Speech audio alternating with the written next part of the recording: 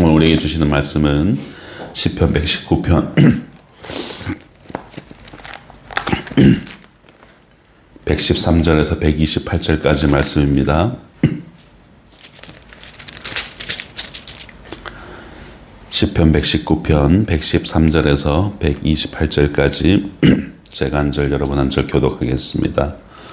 내가 두 마음을 품는 자들을 미워하고 주의 법을 사랑하나이다. 주는 나의 신체로 만드시라. 내가 주의 말씀을 바라나이다. 너희 행악자들이여 나를 떠날지어다. 나는 내 하나님의 계명들을 지키리로다. 주의 말씀대로 나를 붙들어 살게 하시고 내 소망이 부끄럽지 않게 하소서. 나를 붙드소서. 그리하시면 내가 구원을 얻고 주의 율례들에 항상 주의하리이다.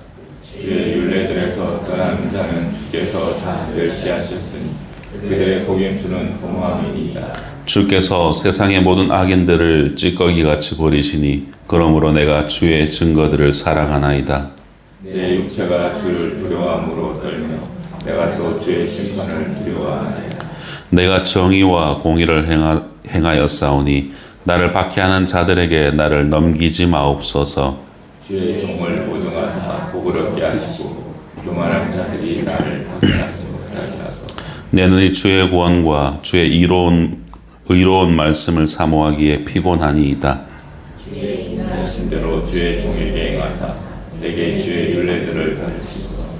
나는 주의 종이오니 나를 깨닫게 하사 주의 증거들을 알게 하소서. 그들이 주의 법을 폐하였사오니 지금은 여호와께서 일하실 때니이다.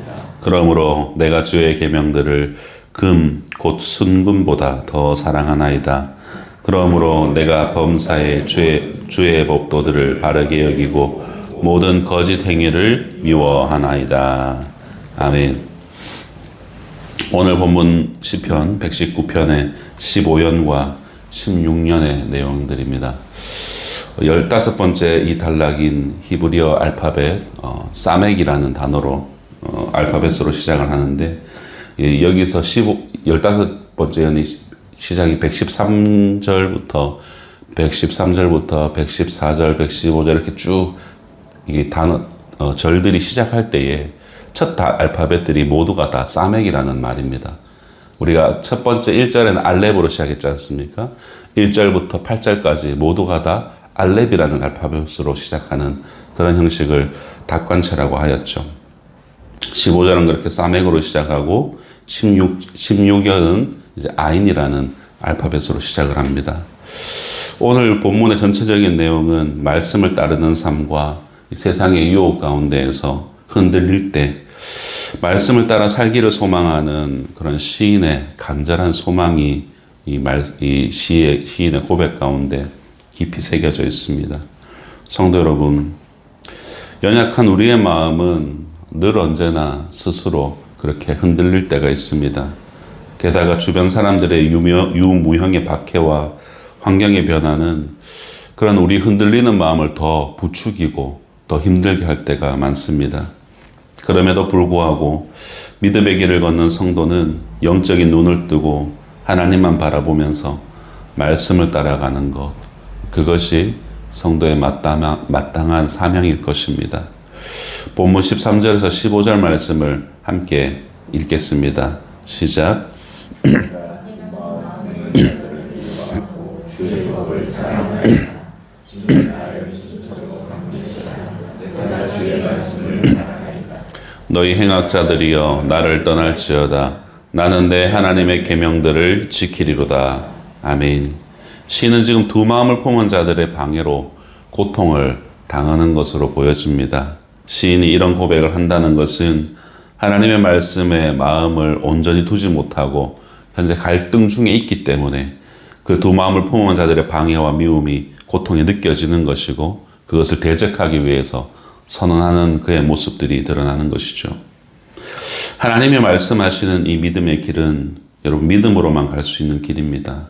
반면에 세상이 말하는 지극히 상식적이고 합리적인 길은 나의 이해와 나의 이익에 합당하면 누구라도 고민하지 않고 갈 수 있는 길이 세상의 길입니다.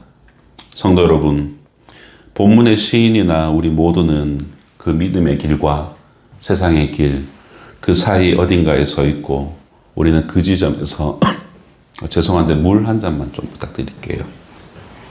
그 지점에서 갈등하고 고뇌하죠. 그런데 오늘 본문에서 시인은 어떻게 하는가? 다소 의도적인 믿음의 고백을 통하여서 흔들리는 그런 자신의 마음을 붙들기 위해서 두 마음을 품는 자들에게는 미움이라는 감정을 아주 선명하게 표현을 하고 주의 법을 향해서는 사랑합니다 라는 것을 선언하고 있는 것을 볼 수 있죠. 우리 인생에 찾아오는 모든 고난과 환난, 위험에서 보호되는 길은 오직 주님 품 외에는 없다라는 것을 알고 여러분 우리가 피 튀기는 그런 전쟁터 속에서도 우리가 유일한 은신처가 되시고 우리의 피할 바위가 되시고 우리를 지켜주는 방패가 되시는 주님의 말씀만을 바라겠다는 그런 시인의 고백에는 갈등하는 내적 마음을 굳건하기 위한 그런 어떤 전투적인 의지가 포함되어 있는 것을 볼 수 있습니다. 이와 같은 전투적인 의지가 저와 여러분의 삶에 필요한 것이 아닐까 싶습니다. 정말 말씀을 준비하면서 목회와 나의 일상 그리고 가족을 비롯한 모든 관계 속에서 말씀이 기준이 되는 삶을 나는 잘 살고 있는가? 그 갈림길에 섰을 때에 믿음의 길을 나는 잘 선택하고 있는가? 그런 전투적인 의지가 나에게 있는가? 라는 묵상을 해보게 되었습니다. 우리 모두가 고민하지 않을 수 없는 그런 대목이 아닌가 생각됩니다. 그러한 전투적 의지로 살아내려는 그런 시인의 그런 선언에 이어지는 것이 무엇인가? 바로 자신을 붙들어 달라는 간청이 이어지죠. 16절과 17절을 함께 읽겠습니다. 시작. 내 소망이 부끄럽지 않게 하소서. 나를 붙드소서. 그리하시는 내가 구원을 얻고 주의 윤례에 항상 주의하리이다. 아멘. 여기 핵심 구절은 나를 붙드소서라는 반복되는 두 번의 이 고백이죠. 성도에게는 하나님께 붙들린 삶이야말로 진정한 살아있는 삶인 것입니다. 얼핏 보게 되면은 이 붙들렸다라는 말이 자유를 잃어버리고 무언가에 매인받은 삶이어서 자유가 없는 것 같이 느껴지지만 여러분 하나님의 그 무한한 울타리 안에서 무한한 자유를 누릴 수 있는 것 여러분 그것이 진정한 자유다라는 사실을 잊지 마셔야 됩니다. 나무가지가 자유를 갈망하여서 줄기에서 떨어지면 곧 영양분을 받지 못하여 죽게 되는 것과 같습니다. 물고기가 물속이 싫어서 벗어나는 순간 숨을 쉴 수 없어 죽는 것과 똑같은 것입니다. 아담과 하와가 에덴 동산에서 선악을 알게 하는 나무 열매를 먹지 않고 동산 그 안에 에덴 동산 안에 매여 있을 때 그때가 그들에게는 가장 행복한 순간이었습니다. 에덴 동산을 벗어난 그 자체가 저주요 심판이었죠. 여러분 우리의 삶도 마찬가지입니다. 하나님이 싫어 벗어나는 것이 자유롭다고 생각하겠지만 벗어난 그 삶은 곧 죽는 것입니다. 사랑하는 성도 여러분, 우리에게도 이런 붙들림의 안전장치가 필요합니다.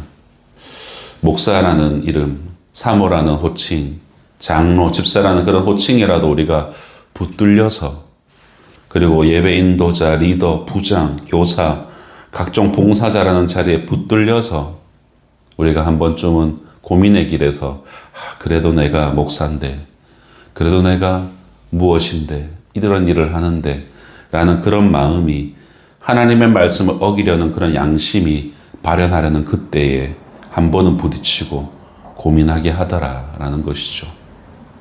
물론 많은 성도들이 그 지점에서 세상을 이기지 못하고 쓰러지는 경우가 비일비재합니다.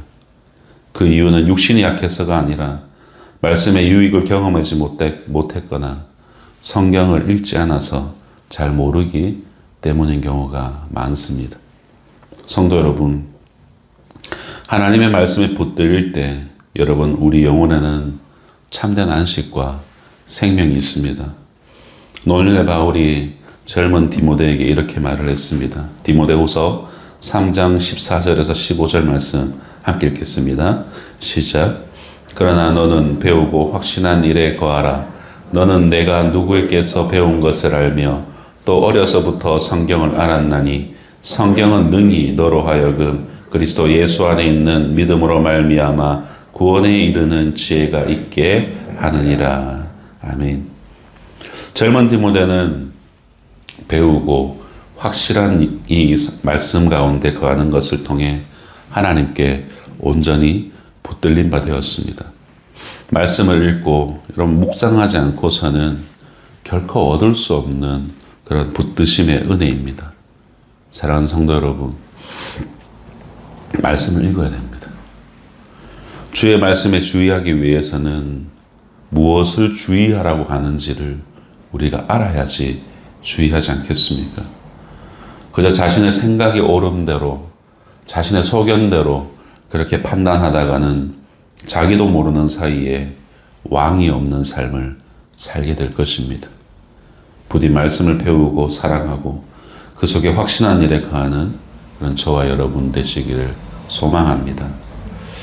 16번째 여는 시인이 받는 박해에 대해서 탄원하고 있습니다. 121절과 122절 함께 읽겠습니다. 시작.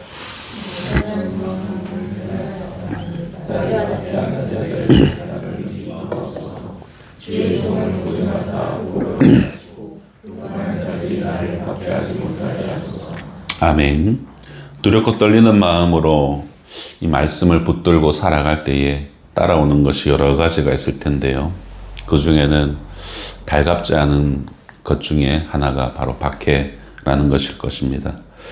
성도가 말씀을 붙들고 항상 하는 일마다 승승장구하고 형통하면 참 좋겠지만 가장 먼저 찾아오는 것이 박해요. 고난일 때가 부지기수다라는 것을 우리가 신앙의 우리의 인생의 여정에서 우리 각자 모두가 다 느끼는 것이 아닐까 싶습니다. 그렇게 고난과 박해가 찾아올 때에 참 그것이 우리를 난감하게 합니다. 그러나 성경 곳곳에서 말씀의 사람들은 스스로 그렇게 약해지고 넘겨지고 박해를 당하고 피곤하였던 것을 우리는 보게 됩니다. 그들이 그럴 수 있었던 이유는 말씀의 사람들은 말씀의 위대함 앞에서 자신을 비우는 작업이 필요했기 때문입니다.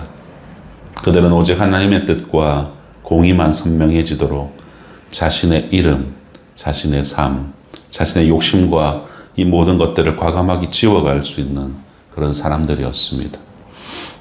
이어지는 123절에서 126절을 보시기 바랍니다. 내 눈이 주의 구원과 주의 의로운 말씀을 사모하기에 피곤하니이다. 주의 인자하심대로 주의 종에게 행하사 내게 주의 율례들을 가르치소서. 나는 주의 종이오니 나를 깨닫게 하사 주의 증거들을 알게 하소서. 그들이 주의 법을 폐하였사오니 지금은 여호와께서 일하실 때니이다.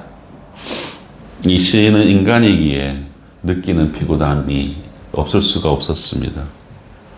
말씀이 진리임을 알고 있지만 그 말씀을 붙들고 가기에 느껴지는 공고함, 여러분 이러한 공고함이 성도들 가운데 없는 자가 어디 있겠습니까? 누구나 다 가지고 있죠. 그러나 그 피로감을 이기는 비결은 말씀의 가르침을 받고 말씀을 깨달아가는, 말씀을 알아가는 것에 있다는 것이죠. 성도 여러분, 주인이 뜻을 품으면 그의 종은 일을 하는 것 당연한 것 아닐까 싶습니다. 두 마음을 품은 자들, 행악자들, 세상의 모든 악인들, 박해하는 자들, 이들은 주의 말씀이 폐하려 할 그때가 여호와께서 일하실 때이고 주인 되신 하나님의 뜻이 분명하니 종된 우리의 일도 분명해질 수 있는 것입니다. 시인이 어떻게 결론냈는지 보십시오. 127절과 128절. 그러므로 내가 주의 계명들을 금 곧 순금보다 더 사랑하니이다. 그러므로 내가 범사의 모든 주의 법도들을 바르게 여기고 모든 거짓 행위를 미워하나이다. 말씀을 더 사랑하고 말씀에 반하는 거짓 행위를 미워하는 것으로 이 시인은 결론을 짓습니다. 왕관의 보석 같은 사랑하는 성도 여러분, 우리는 하나님의 조건 없는 선택에 따라 성도가 되었습니다. 그리고 우리는 이제 말씀의 종으로서 무엇을 사랑하고 무엇을 미워해야 되는지 분명하게 살아가야 됩니다. 애매모호했던 나의 어떤 영적 노선들을 확실히 해야 한다라는 말이죠. 세상의 자녀이면 세상으로, 하나님의 자녀이면 하나님의 나라, 하나님 나라의 백성의 삶을 살아가기로 결단해야 됩니다. 적당히 어설프게 두루뭉술하게 살아왔던 삶의 마침표를 찍고 모든 거짓과 악행, 본질을 흐리고 무너뜨리는 모든 것을 미워하고 오직 주의 계명들을 무엇보다 사랑하는, 그것을 더욱 사랑할 수 있는 그런 자녀된 삶을 우리는 살아가야 됩니다. 그 삶을 위해서는 스스로 말씀 안에 매여 있어야 되고, 서슬퍼런 나의 고집은 약해져야 되고, 나의 주권을 주님께 이양해야 하며 내 마음의 보좌에 주님을 앉혀드려야 하듯이 내 안에 주님이 더욱 선명하게 드러나는 삶을 살 수 있기 위해서 우리는 비우고 주님의 말씀으로 채우는 삶을 살아야 할 것입니다. 부디 여러분 오늘 하루 말씀을 더 사랑하고 거짓 행위를 미워하는 성도의 삶을 살아내시는 그런 복된 성도님들 되시기를 주님의 이름으로 축복합니다. 기도하겠습니다. 사랑하는 하나님 아버지, 우리 모두는 대단한 삶을 꿈꾸고 누구나 인정받을 만한 그런 삶을 바란 것은 아니지만 때로는 초라한 내 모습에 좌절하고 절망하기를 습관처럼 반복해 왔습니다. 보이지 않는 믿음의 길을 가기가 두려웠고 신앙과 믿음을 지켜내기가 버겁고 힘겨울 때가 많이 찾아옵니다. 이런 우리를 버려두지 아니하시고 말씀에 매여 주셔서 감사합니다. 종으로 자녀로 매이게 하시고 서슬퍼런 나의 고집이 점점 지워지게 하여 주시고 주인 되시며 아버지 되신 하나님만 분명하게 드러내는 그런 믿음의 사람이 되게 하여 주시옵소서.